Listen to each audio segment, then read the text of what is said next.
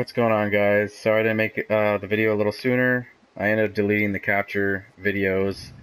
Even though that my share play video was saved, it deleted the videos inside. So that's a new experience. So I'm going to do this as fast as possible, and because of that, I'm not going to be able to share my Battlegrounds clips with you today, but I will be sure to save some video clips in the very near future. Probably the beginning of next week I'll have some released for you. I'll get on that. But it does, this build now, it always has exceeded in Battlegrounds, but now with the infused jewelry, it changes the game entirely. You hit people like a truck. You don't even have to do 2 snipes most times, it's just 1 snipe now. But let's get into it real fast. Buffed up, we do have a lot more damage than previous.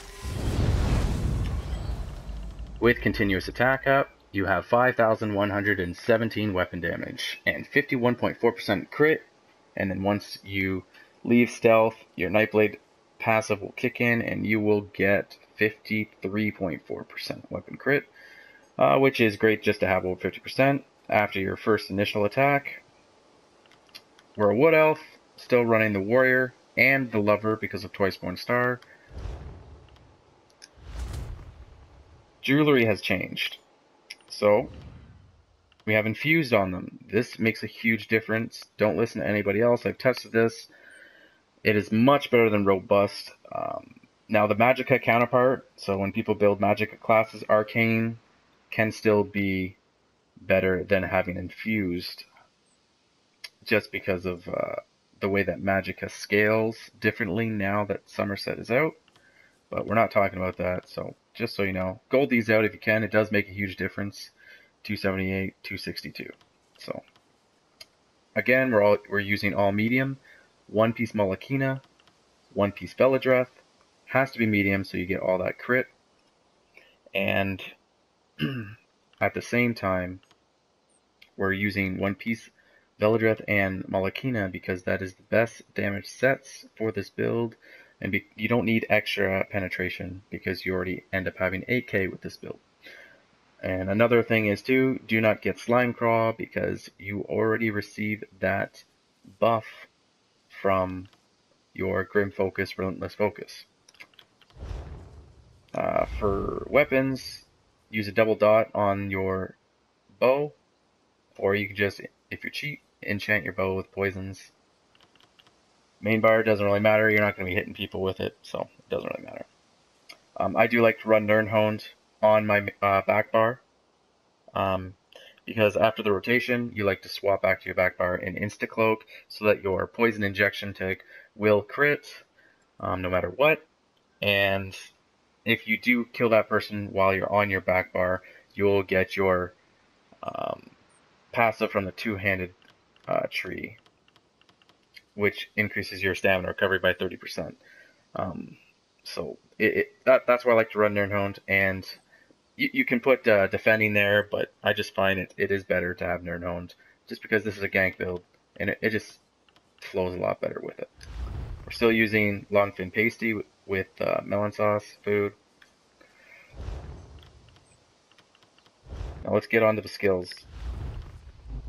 The only skill that's changed on the main bar from the previous is Silver Shards. So Leeching Strikes was replaced because on the back bar we now run Meditate, and I will show you now why it is much better. But so Relentless Focus, Silver Shards, Camouflage Hunter, Poison Injection, Lethal Arrow of course, and Flawless Dawnbreaker for the extra 5% weapon damage. Silver Shards hits vampires and werewolves a lot harder, so just keep that in mind. And more than 50% of people are just vampires alone, just for the 10% regeneration of recovery. This is still a flex spot though. I like the 3% Fighters Guild passive because it is enhanced with infused jewelry. The more weapon damage you have as a base, when you get that percentage added on, it is going to increase exponentially, right? So it's better to have a Fighter's Guild ability, but you can put Reaper's Mark. Yes, Reaper's Mark, not Piercing Mark. This one doesn't reveal targets out of stealth or cloak. but it gives you major berserk when an enemy dies for 25% for 5 seconds, which is a huge damage increase, and it's controlled, and you can use it out of stealth, which makes this really great for group play. So Battlegrounds, it's really nice. You can, out of stealth, just mark a dying target that you know is about to die, and because it lasts for 20 seconds, you're almost guaranteed to get that buff for 5 seconds, as long as the target dies.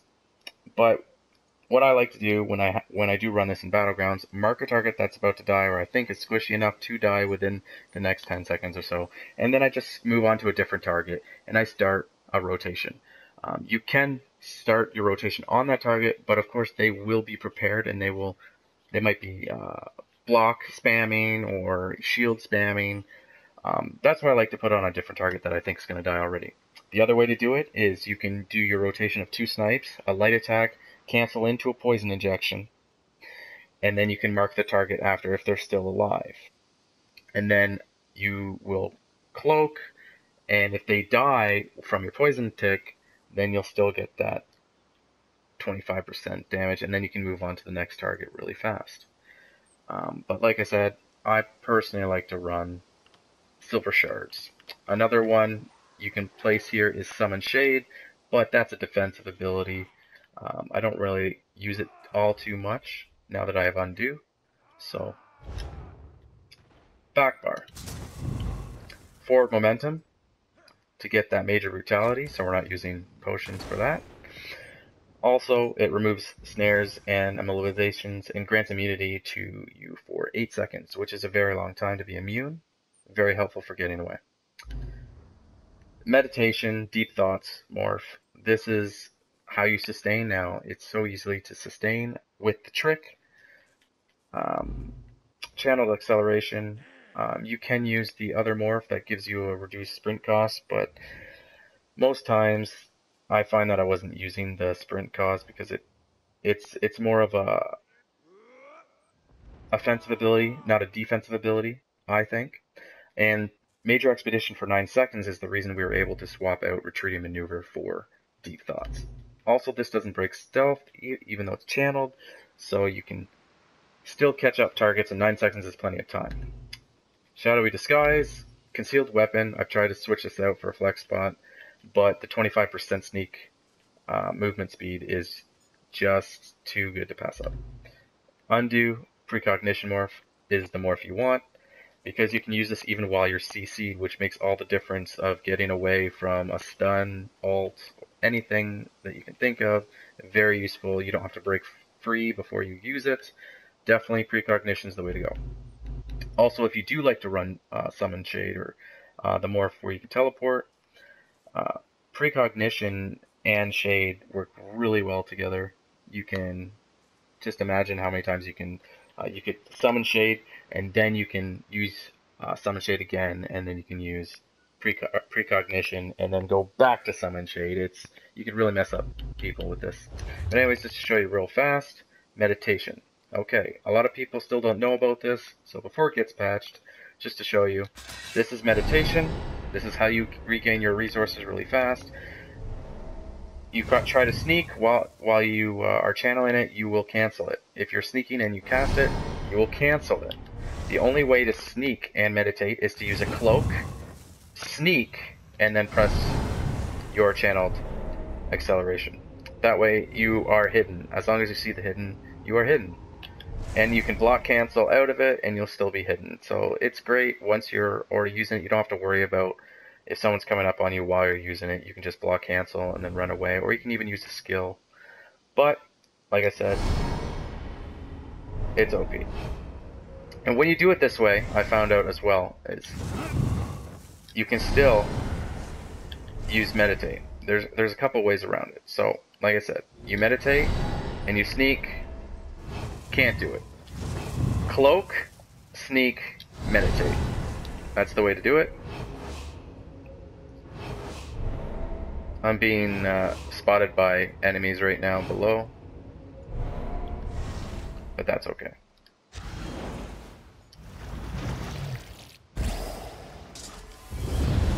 That's the gist of the build, guys. I'm sorry again that it took so long, but there it is. I hope you enjoy it. I'm going to have some Battleground video footage coming up very shortly.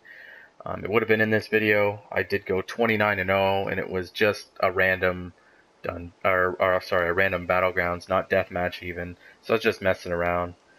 This build excels at Battlegrounds because that raw damage means so much more in Battlegrounds. With Twice Born Star, you have that 8k penetration. Without continuous, you will have 4809 weapon damage. So 4,809 weapon damage is a lot to have on a bow bar. Other than that, guys, like I said, the rotation is 2 snipes, a light attack, into a poison injection. And by doing that, you should almost kill any person in PvP, as long as they're not a huge tank. You can still spam snipe, but I frown upon spam snipes. 2 snipes is overkill most of the time. Most of the time, people can't even survive the 2 snipes, and the light attack poison injection is just for good measure. A lot of people keep asking about other set combos like Morag Tong and Sheer Venom, Marksman, Hawkeye. Those sets don't compare because starting with Marksman and Hawkeye, those are great bow sets for sustain. This is a gank build. If you want to gank someone, you need to A, get them stunned, and they can't know you're coming, hence the gank. And you want to do as much damage as possible. And the way that I found to do that is to limit debuffs as much as you can, because they take away from the damage of the rotations. Like mark target takes too long in the middle. I'd rather have 2 snipes than 1 snipe and a mark target. And by doing so, you're able to take out targets left and right without them being able to have a reaction time. That's the whole point of this build, to limit your enemy's reaction time, to take out as much as their mitigation as possible, and to do as much damage with your rotation. And that being said, you lose a lot of recovery, but because of Somerset, you do get meditation, and it is amazing to use. You can get the passives as well. Having this on your back bar does help as well, but like I said, thanks for watching the video, guys, and if you have any more questions, just leave comments below, and I'll try to get to them. Take care.